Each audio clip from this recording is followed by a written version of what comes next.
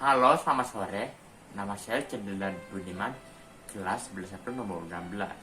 Hari ini, saya akan menjelaskan tentang PKI, atau disebut juga Partai Komunis Indonesia. PKI didirikan pada tahun 1920 dengan dukungan ISDV, atau disebut juga Persatuan Sosial Demokrat Hindia Belanda dan Syarikat Islam. Partai ini didirikan atas inisiatif tokoh sosialis Belanda, Hans Neville, pada tahun 1914. PKI merupakan Partai Komunis Indonesia yang berideologi atau menganut paham komunisme. Tujuan utama PKI adalah untuk menentang imperialisme dan kapitalisme pemerintah Belanda dengan membangun serikat pekerja. Setelahnya, pergerakan PKI menjadi anarkis dengan tujuan untuk menggulingkan pemerintahan Presiden Soekarno serta mengubah Indonesia menjadi negara yang menerapkan sistem komunis, yaitu di mana segala sumber daya alam, produksi, dan manusia dikuasai oleh negara. Gerakan PKI tersebut dikenal sebagai G30S PKI tahun 1965. Tokoh-tokoh PKI terdiri dari Hans Neville, Musso, Dipa Nusantara Aidit, Amir Syarifuddin, Semaun, Joto, Utomo Ramelan, Alimir Prawirodjo, Darsono, dan Misbat. Strategi perjuangannya. Perjuangan PKI dalam menentang kolonialisme Belanda bersifat radikal dan cenderung anarkis.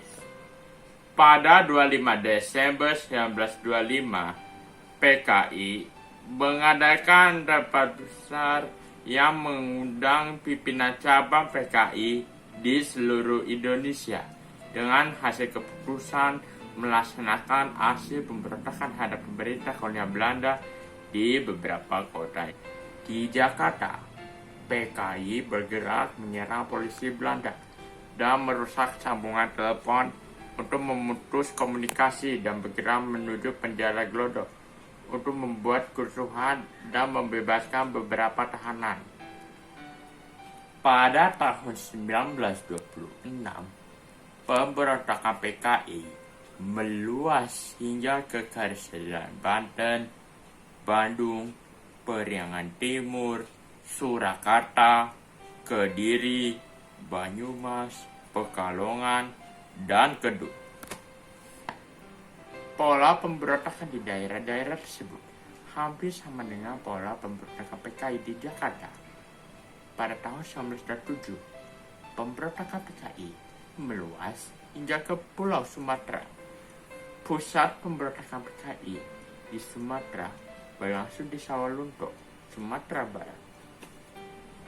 Pemberontakan PKI pada tahun 1926 sampai 1927 mengalami kegagalan. Belanda melakukan penangkapan massal, pemenjaraan, pembunuhan, dan pembuangan terhadap anggota PKI. Akhirnya, PKI mengalami kehancuran dan seluruh gerakan revolusioner radikal Indonesia dibekukan oleh pemerintah kolonial Belanda. Keterkaitan PKI dengan kehidupan bangsa Indonesia saat ini. Peristiwa tersebut dapat digunakan sebagai pembelajaran agar sejarah telah mengganti ideologi negara Pancasila menjadi komunis tidak terulang kembali.